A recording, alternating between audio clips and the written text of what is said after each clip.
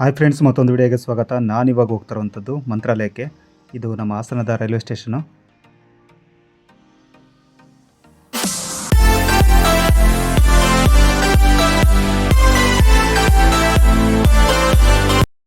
ಮಂತ್ರಾಲಯಕ್ಕೆ ಹಾಸನಿಂದ ಟ್ರೈನು 4:15ಗಿದೆ. ಅದು ಬೆಳಗಿನ ಜಾವ 2:15 ಹೋಗುತ್ತೆ, ಅಂದರೆ ಮಿಡ್ ನೈಟ್ ಹೋಗುತ್ತೆ. ಇದು ನಮ್ಮ ಹಾಸನದ ರೈಲ್ವೆ ಸ್ಟೇಷನಿಂದ 4:15ಗೆ ಹೊರಡುವಂಥದ್ದು.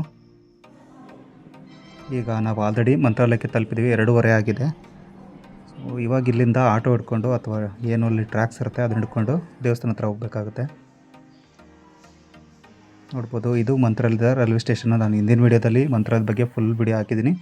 ಬಟ್ ಈ ಸಲ ಹೋದಾಗ ನದಿ ಹತ್ರ ಎಲ್ಲ ಹೋಗಿದ್ದು, ಸೊ ಅದೊಂದು ಸ್ಪೆಷಲ್ ಅಂತಲೇ ಹೇಳ್ಬೋದು. ಇದು ಮಂತ್ರಾಲಯದ ರೈಲ್ವೆ ಸ್ಟೇಷನ್ನು. ಇವಾಗ ಆಟೋ ಹಿಡ್ಕೊಂಡು ನಾವು ದೇವಸ್ಥಾನ ಹತ್ರ ಹೋಗಿ ಫ್ರೆಶ್ ಅಪ್ ಆಗಿಬಿಟ್ಟು ಆಮೇಲೆ ದರ್ಶನಕ್ಕೆ ಹೋಗುವಂಥದ್ದು. ಇಲ್ಲಿ ಪರ್ ಹೆಡ್ ಆಟೋದಲ್ಲಿ 50 ರೂಪೀಸ್ ಚಾರ್ಜ್ ಮಾಡ್ತಾರೆ. ಮತ್ತಿನ್ನು ಯಾವುದೇ ವೆಹಿಕಲ್ ಆದರೂ 50 ರೂಪೀಸ್ ಚಾರ್ಜ್ ಮಾಡ್ತಾರೆ. ಸೊ ನಾವು ಕೊಡೋದ್ರ ಮೇಲೆ ನೋಡಿಕೊಂಡು ಬಾರ್ಗೇನ್ ಮಾಡ್ಕೊಂಡು ಸ್ವಲ್ಪ ಹೋಗಬೇಕಾಗತ್ತೆ. ಇವಾಗ ನಾವು ಫ್ರೆಶ್ ಅಪ್ ಆಗಿಬಿಟ್ಟು ದೇವಸ್ಥಾನ ಹತ್ರ ಹೋಗ್ತಿರುವಂಥದ್ದು. ನಾನು ಹೋಗಿದ್ದು ಶುಕ್ರವಾರ ಆಗಿತ್ತು, ಸೊ ಹಂಗಾಗಿ ಅರ್ಲಿ ಮಾರ್ನಿಂಗ್ ಸ್ವಲ್ಪ ಜನ ಕಮ್ಮಿ ಇದ್ದರು. ಬಟ್ ಆಮೇಲೆ ಜನ ಜಾಸ್ತಿ ಆದರು ಅಂತಲೇ ಹೇಳ್ಬೋದು. ನನಗೆ VIP ಎಂಟ್ರಿ ಸಿಕ್ಕಿದ್ರಿಂದ ಸೊ ನಮಗೆ 2 ಮಿನಿಟ್ಸ್ ಒಳಗೆ ದರ್ಶನ ಆಗೋಯಿತು. VIP ಎಂಟ್ರಿಗೆಲ್ಲ ಈ ಕಡೆ ದೇವಸ್ಥಾನದ ಬಲಭಾಗದಲ್ಲಿರುವಂಥದ್ದು ನೋಡ್ಬೋದು. ಇದು VIP ಪಾಸು. ನಾನು ಕಳೆದ ಬಾರಿ ಹೋದಾಗಲೂ VIP ಪಾಸಲ್ಲೇ ಹೋಗಿದ್ದು. ಬಟ್ ಆವಾಗ ಈ ಥರ ಬ್ಯಾರಿಕೇಡ್ ಹಾಕಿ ಮತ್ತಿನ್ನು ಏನು ಸರದಿ ಸಾಲಿದೆ ಅಷ್ಟೊಂದು ಆ ಥರ ಇರಲಿಲ್ಲ. ಬಟ್ ಇವಾಗ ತುಂಬ ಚೇಂಜಸ್ ಮಾಡಿದ್ದಾರೆ. ನೋಡ್ಬೋದು, ಇಲ್ಲೆಲ್ಲ ಸುತ್ಕೊಂಡು ಹೋಗೋ ಥರ ಏನೂ ಇರಲಿಲ್ಲ ಮೊದಲು. ಇವಾಗ ಸುತ್ಕೊಂಡು ಈ ಥರ ಮೇಲೆಲ್ಲ ಹತ್ಕೊಂಡು ಹೋಗಬೇಕು. ಲಾಸ್ಟ್ ಟೈಮ್ ಹೋದಾಗ ಕೆಳಗಡೆಯಿಂದನೇ ಎಂಟ್ರಿ ಇತ್ತು ಇಲ್ಲಿಗೆ. ದರ್ಶನ ತುಂಬ ಈಸಿಯಾಗೇ ಆಗೋಯಿತು, ಯಾಕಂದರೆ ಜನ ಸ್ವಲ್ಪ ಕಮ್ಮಿ ಇದ್ದಿದ್ದರಿಂದ. ಮತ್ತಿನ್ನು ಗುರುವಾರ ಬಂದರೆ ಸ್ವಲ್ಪ ಜಾಸ್ತಿ ಜನ ಇರ್ತಾರೆ. ಮತ್ತಿನ್ನು ರಜೆ ದಿನ ಬಂದರೂ ಸಹ ಜಾಸ್ತಿ ರಶ್ ಇರುತ್ತೆ. ನಾವಿವಾಗ ದರ್ಶನ ಮುಗಿಸ್ಕೊಂಡು ಟಿಫನ್ ಮಾಡಿಕೊಂಡು ಅಲ್ಲಿ ಮುಂದೆ ಏನು ಪಂಚಮುಖಿ ಆಂಜನೇಯ ಇದೆ, ಮತ್ತಿನ್ನು ಬಿಚ್ಚಾಲೆ ಎಲ್ಲ ಏನಿದೆ, ಸೊ ಅಲ್ಲಿಗೆ ಹೋಗುವಂಥದ್ದು. ಇಲ್ಲಿಗೆ ನಾವು ಈ ಮ್ಯಾಜಿಕ್ ಅಂತ ಗಾಡಿ ಬರ್ತಾರ, ಸೊ ಅದನ್ನು ಹೈರ್ ಮಾಡ್ಕೊಂಡಿದ್ವಿ. ಪರ್ ಹೆಡ್ 150 ರೂಪೀಸ್ ಚಾರ್ಜ್ ಮಾಡ್ತಾರೆ. ಆಟೋದಲ್ಲಾದರೂ ಅಷ್ಟೇ, ಬಟ್ ಆಟೋಗಿಂತ ಇದು ಸ್ವಲ್ಪ ಕಂಫರ್ಟಬಲ್, ಸೀಟ್ ಎಲ್ಲ ಚೆನ್ನಾಗಿರುತ್ತೆ. ಸೊ ಇದರಲ್ಲಿ ನಾವು ಪಂಚಮುಖಿ ಆಂಜನೇಯ ಮತ್ತಿನ ಅಭಯ ಆಂಜನೇಯ ಮತ್ತಿನ ಏನು ಏಕಶಿಲಾ ಬೃಂದಾವನ ಅಂತ ಇದೆ ಅಲ್ಲಿಗೆ ಹೋಗುವಂಥದ್ದು. ಈ ಆರ್ಚ್ ಇದೆಯಲ್ಲ, ಇದೇ ಮಂತ್ರಾಲಯದ ಎಂಟ್ರಿ. ಈ ಆರ್ಚ್ ಪಕ್ಕದಲ್ಲೇ ಅಭಯ ಆಂಜನೇಯ ಅಂತ ಒಂದು ಆಂಜನೇಯನ ದೇವಸ್ಥಾನ ಇದೆ. ಅಂದರೆ ತುಂಬ ಚೆನ್ನಾಗಿದೆ, ಏಕಶಿಲಾ ವಿಗ್ರಹ ಅದು. ಈ ಆರ್ಚ್ ಪಕ್ಕದಲ್ಲಿರುವಂಥದ್ದು. ಇಲ್ಲಿಗೆ ಮತ್ತಿನ ಒಟ್ಟು 5 ಪ್ಲೇಸ್ ತೋರಿಸ್ತೀವಿ ಅಂತಾರೆ. ಬಟ್ ಬೇಗನೆ ಮುಗಿದೋಗುತ್ತೆ, ಇಲ್ಲೇನು ಜಾಸ್ತಿ ಹೊತ್ತೇನಿರಲ್ಲ. ಇನ್ನು ಇಲ್ಲಿಂದ ಮುಂದೆ ಹೋಗ್ತಾ ಪಂಚಮುಖಿ ಆಂಜನೇಯನ ದರ್ಶನ ಮಾಡ್ಬೋದು. ಸೊ ಅದು ಚೆನ್ನಾಗಿದೆ. ಇದು ಏಕಶಿಲಾ ವಿಗ್ರಹ ತುಂಬ ಚೆನ್ನಾಗಿದೆ. ಆ್ಯಕ್ಚುಲಿ ಇದು ನಮ್ಮ ಕರ್ನಾಟಕದಿಂದ ಹೋಗಿರುವಂಥದ್ದು ಕಲ್ಲು ಅಂತಾರೆ. ನೋಡ್ಬೋದು, ತುಂಬ ಚೆನ್ನಾಗಿದೆ. ಸಾಧ್ಯ ಆದಷ್ಟು ಯಾರಾದರೂ ಮಂತ್ರಾಲಯಕ್ಕೆ ಹೋದರೆ ಇದನ್ನು ನಮ್ಮ ಆಂಜನೇಯ ಸ್ವಾಮಿ ದರ್ಶನ ಮಾಡ್ಕೊಂಡು ಬನ್ನಿ. ಮೆಜಾರಿಟಿ ಜನ ಈ 5 ಪ್ಲೇಸ್ ನೋಡ್ಕೊಂಡೇ ಬಂದೇ ಬರ್ತಾರೆ. ಇವಾಗ ದೂರದಲ್ಲಿ ಕಾಣ್ತಿರೋಂಥದ್ದು ತುಂಗಾಭದ್ರಾ ನದಿಗೆ ಅಡ್ಡಲಾಗಿ ಕಟ್ಟಿರುವಂತಹ ಸೇತುವೆ. ಸೊ ಇದಾದಮೇಲೆ ಗಿಲ್ಲೆ ಸೂಗೂರು ಅಂತ ಬರುತ್ತೆ. ಸೊ ಅಲ್ಲಿ ರೈಟಿಗೆ ತಗೋಬೇಕಾಗತ್ತೆ. ಇದೇ ಬ್ರಿಡ್ಜು. ತುಂಬ ಚೆನ್ನಾಗಿದೆ.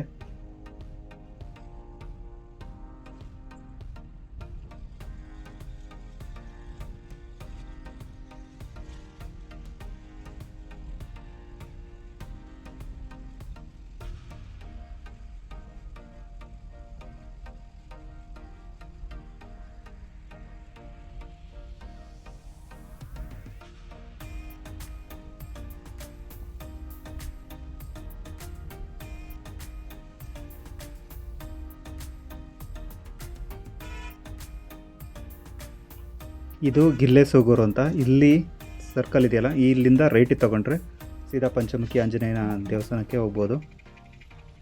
ಇಲ್ಲಿ ರೈಟಿಗೆ ತೊಗೋಬೇಕು. ಇಲ್ಲೊಂದು ಆರ್ಚ್ ಇದೆ.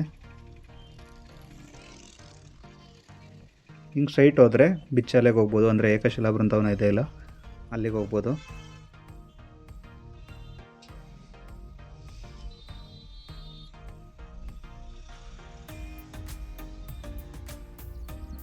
ಇಲ್ಲಿ ಮಳೆ ಸ್ವಲ್ಪ ಕಮ್ಮಿ ಇರೋದ್ರಿಂದ ಇಲ್ಲಿ ಜಾಸ್ತಿ ಹತ್ತಿ ಮತ್ತಿನ್ನು ಜೋಳ ಮತ್ತು ಕಡಲೆನ ಬೆಳೆಯೋದನ್ನು ನೋಡ್ಬೋದು. ಹತ್ತಿ ಮೆಜಾರಿಟಿ ಬೆಳೀತಾರೆ. ಇನ್ನು ಇದು ಪಂಚಮುಖಿ ಆಂಜನೇಯನ ದೇವಸ್ಥಾನ ಇರುವಂಥದ್ದು.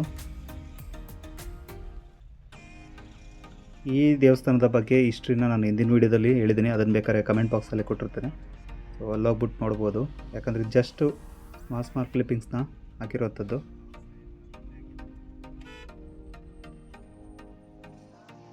ಇನ್ನು ಇಲ್ಲೇ ಪಾರ್ಕ್ ಮಾಡಿಬಿಟ್ಟು ದೇವಸ್ಥಾನಕ್ಕೆ ಹೋಗ್ಬೋದು.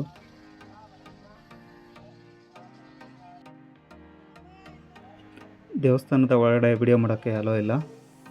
ಇದು ಆಂಜನೇಯ ಸ್ವಾಮಿಯ ಪಾದ. ಮತ್ತಿನ್ನು ಆಂಜನೇಯ ಸ್ವಾಮಿ ಪಾದರಕ್ಷೆಗಳನ್ನ ನೋಡ್ಬೋದು, ಎಷ್ಟು ದೊಡ್ಡದಾಗಿರುತ್ತೆ ಅಂತ ನೋಡ್ಬೋದು. ಇವೇ ಪಾದರಕ್ಷೆಗಳು, ಅಂದರೆ ಸ್ಲಿಪ್ಪರ್ಸು. ಅವು ವರ್ಷ ಸೌದೋಗ್ತವೆ ಅಂತ ಹೇಳ್ತಾರೆ. ಈ ಕಲ್ಲುಗಳನ್ನು ಹಾಸಿಗೆ ಮತ್ತು ದಿಂಬು, ಮತ್ತು ಇನ್ನು ಪಕ್ಕದಲ್ಲಿ ಏನಿದೆ ಈ ಕಲ್ಲನ್ನು ಪುಷ್ಪಕ ವಿಮಾನ ಅಂತ ಕರೀತಾರೆ. ಇದು ಗಾಣದಾಳ ಅನ್ನೋ ಊರಲ್ಲಿ ಇರುವಂತಹ ದೇವಸ್ಥಾನ. ಇದ್ರ ಪಕ್ಕದಲ್ಲೇ ಎರಕಲಾಂಬ ದೇವಿ ಅಂತ ಲಕ್ಷ್ಮೀ ದೇವಸ್ಥಾನ ಇದೆ. ಸೊ ಆ ದೇವಸ್ಥಾನಕ್ಕೆ ಹೋಗ್ಬೋದು, ಇಲ್ಲೇ ಹತ್ತಿರದಲ್ಲಿರುವಂಥದ್ದು. ಇದು ದೇವಸ್ಥಾನದ ಹಿಂಭಾಗ, ಅಂದರೆ ಏನು ಪಂಚಮುಖಿ ಆಂಜನೇಯ ಇದೆ, ಸೊ ಆ ದೇವಸ್ಥಾನದ ಹಿಂಭಾಗ. ಇದು ಎರಕಲಾಂಬ ಲಕ್ಷ್ಮೀ ದೇವಸ್ಥಾನ. ಇಲ್ಲೂ ಅಷ್ಟೇ ವಿಡಿಯೋ ಮಾಡೋಕ್ಕೆ ಅಲೋ ಮಾಡಲ್ಲ. ವಿಗ್ರಹ ಮಾತ್ರ ತುಂಬ ಚೆನ್ನಾಗಿದೆ, ದರ್ಶನ ಮಾಡ್ಕೊಂಡು ಬನ್ನಿ. ಮತ್ತಿನ್ನು ಇದು ಬಿಚ್ಚಾಲೆಗೆ ಹೋಗುವಂತಹ ಜಾಗ. ಈ ಏನು ಬಸವಣ್ಣನ ವಿಗ್ರಹ ಇದೆ, ಈ ಕಾರ್ ಬಂತಲ್ಲ, ಇಲ್ಲಿ ರೈಟಿಗೆ ತೊಗೊಂಡ್ರೆ ಸೀದಾ ಬಿಚ್ಚಾಲೆ, ಅಂದರೆ ಏಕಶಿಲಾ ಬೃಂದಾವನಕ್ಕೆ ಹೋಗ್ಬೋದು. ಮತ್ತು ಅಲ್ಲಿ ಅಪ್ಪಣ್ಣಾಚಾರ್ಯರ ಮನೆ ಇರುವಂಥದ್ದು, ಅಂದರೆ ರಾಘವೇಂದ್ರ ಸ್ವಾಮಿಯವರು ಮಲಗ್ತಿದ್ದಂಥ ಜಾಗ ಇರುವಂಥದ್ದು ಅದೇನೆ. ಇದು ಅಪ್ಪಣ್ಣಾಚಾರ್ಯರ ಮನೆ ಇರುವಂಥ ಜಾಗ. ಇಲ್ಲಿ ರೈಟಿಗೆ ಹೋಗೋಕ್ಕಾಗತ್ತೆ. ಇನ್ನು ಇವಾಗ ಬಿಚ್ಚಾಲೆಗೆ ಬಂದಿರುವಂಥದ್ದು. ಇಲ್ಲಿ ಬಿಚ್ಚಾಲೆ ಅನ್ನೋ ಊರಲ್ಲಿ ಬಿಚ್ಚಲಮ್ಮನ ದೇವಸ್ಥಾನ ಇದೆ. ಮತ್ತಿನ ರಾಯರ ಏಕಶಿಲಾ ಬೃಂದಾವನ ಇರುವಂಥದ್ದು ಇಲ್ಲೇ, ತುಂಗಭದ್ರಾ ನದಿ ಪಕ್ಕದಲ್ಲೇ ಇರುವಂಥದ್ದು. ತುಂಬ ಚೆನ್ನಾಗಿದೆ. ಇದು ಬಿಚ್ಚಲಮ್ಮ ದೇವಸ್ಥಾನ. ಮೊದಲು ನಾವು ಹೋದಾಗ ಅದು ಇನ್ನೂ ದೇವಸ್ಥಾನ ಕನ್ಸ್ಟ್ರಕ್ಷನ್ ನಡೀತಾ ಇತ್ತು, ಬಟ್ ಇವಾಗ ಓಪನ್ ಆಗಿದೆ. ಇನ್ನು ಅಲ್ಲಿದ್ದಂಥ ಏನು ಫ್ರಂಟಲ್ಲಿ ದೇವರ ವಿಗ್ರಹ ಇತ್ತು, ಅದನ್ನು ಒಳಗಡೆ ಪ್ರತಿಷ್ಠಾಪನೆ ಮಾಡಿದ್ದಾರೆ. ಇನ್ನು ಈ ಆರ್ಚ್ ಇದೆಯಲ್ಲ, ಇಲ್ಲಿಂದ ಸೀದಾ ಹೋದರೆ ಏಕಶಿಲಾ ಬೃಂದಾವನಕ್ಕೆ ಹೋಗ್ಬೋದು. ಇದೇ ಏಕಶಿಲಾ ಬೃಂದಾವನ. ಮಳೆ ಟೈಮಲ್ಲಿ ಬಂದರೆ ಇಲ್ಲಿವರೆಗೂ, ಈಗ ನಾವು ಓಡಾಡ್ತಿದ್ದೀವಿ, ಇಲ್ಲಿವರೆಗೂ ನೀರು ತುಂಬಿ ಬರುತ್ತೆ. ಈಗ ಮಳೆಗಾಲ ಕಮ್ಮಿ ಇರೋದ್ರಿಂದ ನೀರು ಅಷ್ಟೊಂದಿಲ್ಲ. ಮತ್ತು ಮಳೆಗಾಲ ಜಾಸ್ತಿ ಇದ್ದಾಗಂತೂ ಸಾಧ್ಯ ಆದಷ್ಟು ಯಾರು ನೀರಿಗಿಳಿಯಕ್ಕೆ ಹೋಗಬೇಡಿ. ನೋಡ್ಬೋದು, ಇದೇ ನಮ್ಮ ರಾಘವೇಂದ್ರ ಸ್ವಾಮಿಯವರ ಏಕಶಿಲಾ ಬೃಂದಾವನ. ಅಪ್ಪಣ್ಣಾಚಾರ್ಯರವರಿಗೆ ರಾಯರು ದರ್ಶನ ಕೊಟ್ಟಂತಹ ಜಾಗ ಅದು.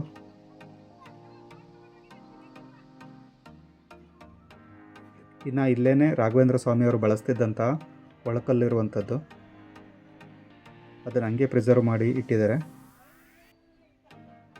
ಇದು ಮಳೆ ಟೈಮಲ್ಲಿ ಬಂದರೆ ತುಂಬ ಚೆನ್ನಾಗಿ ಕಾಣುತ್ತೆ, ಆ ಗ್ರೀನರಿ ಮತ್ತು ಈ ಮರಗಳೆಲ್ಲ ಇರುವಂಥ ಟೈಮಲ್ಲಿ.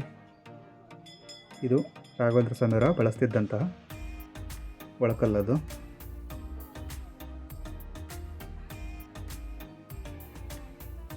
ಇನ್ನು ಇವಾಗ ಹೋಗ್ತಾ ಇರೋದು ಅಪ್ಪಣ್ಣಾಚಾರ್ಯವರ ಮನೆಗೆ. ಇದು ಅಷ್ಟೇ ಮಳೆ ಟೈಮಲ್ಲಿ ಮುಳುಗಡೆ ಆಗಿ ಬಿದ್ದೋಗಿ ಈಗ ಮತ್ತೆ ಕನ್ಸ್ಟ್ರಕ್ಷನ್ ಮಾಡಿ ದರ್ಶನಕ್ಕೆ ಅವಕಾಶ ಮಾಡಿಕೊಟ್ಟಿರುವಂತಹ ಜಾಗ ಇದು. ಇದೇ ಮನೆಯಲ್ಲಿ ರಾಘವೇಂದ್ರ ಸ್ವಾಮಿಯವರು ಮಲಗ್ತಿದ್ದು ಮತ್ತಿನ ಒಂದು ಹಾವಿಂದೊಂದು ಕಥೆ ಇದೆ. ಸೊ ನಾನು ಹಿಂದಿನ ವೀಡಿಯೋದಲ್ಲಿ ಹೇಳಿದ್ದೀನಿ. ಸೊ ಅದು ಈ ಮನೆಯ ಮಹತ್ವ. ಇದೇ ಜಾಗದಲ್ಲಿ ರಾಘವೇಂದ್ರ ಸ್ವಾಮಿಯವರು ಮಲಗ್ತಿದ್ದದ್ದು. ಇನ್ನು ಹಾವಿಂದು ಒಂದು ಕಥೆ ಅಂತ ಹೇಳಿದ್ನಲ್ಲ, ಸೊ ಇದೇ ಇರುವಂಥ, ಅಂದರೆ ವಿಗ್ರಹ ಇರುವಂಥ ಜಾಗ. ಕೃಷ್ಣ ಸರ್ಪ ಅಂತ ಕರೀತಾರೆ ಅದನ್ನು. ಇದು ಅಷ್ಟೇ ತುಂಬ ಪೀಸ್ಫುಲ್ ಆಗಿರುವಂತಹ ಜಾಗ. ಆ್ಯಕ್ಚುಲಿ ಇದೆಲ್ಲ ಫುಲ್ ಬಿದ್ದೋಗಿ ಮತ್ತೆ ಕಟ್ಟಿ ದರ್ಶನಕ್ಕೆ ದಾರಿ ಮಾಡಿಕೊಡ್ತಿರುವಂಥದ್ದು.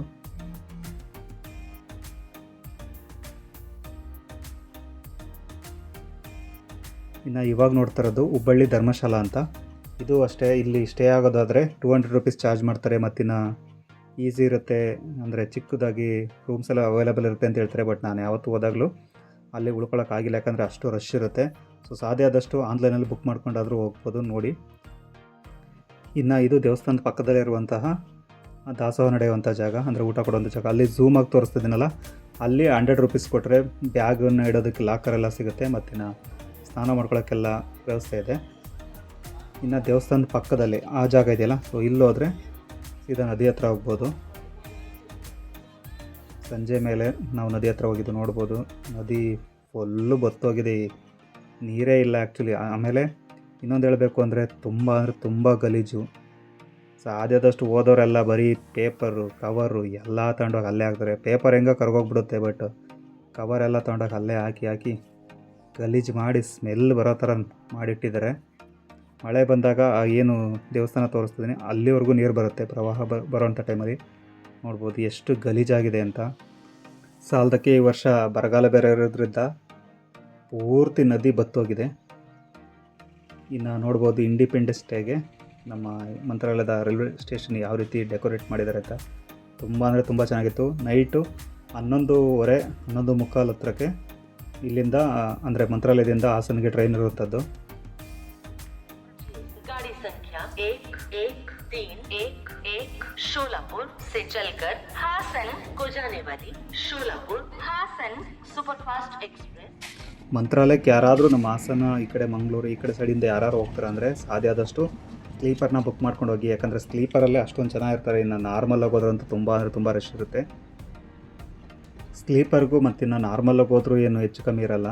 ಜಸ್ಟ್ ಒಂದು 50-100 ರೂಪೀಸ್ ಆ ಥರ ವೇರಿಯೇಷನಲ್ಲಿ ಇರುತ್ತಷ್ಟೇ. ಸಾಧ್ಯ ಆದಷ್ಟು ಸ್ಲೀಪರಲ್ಲೇ ಹೋಗಿ, ಯಾಕಂದರೆ ಆರಾಮಾಗಿ ಮಲ್ಕೊಂಡು ಹೋಗ್ಬೋದು. ಇಲ್ಲಾಂದರೆ ನಿದ್ದೆಗೆಟ್ಕೊಂಡು ಹೋಗಿ ಅಲ್ಲಿ ರೂಮ್ ಮಾಡ್ದಲ್ಲೇ ದರ್ಶನ ಮಾಡ್ಕೊಂಬರ್ತೀನಿ ಅಂದರೆ ಸ್ವಲ್ಪ ಕಷ್ಟ ಅಂತಲೇ ಹೇಳ್ಬೋದು.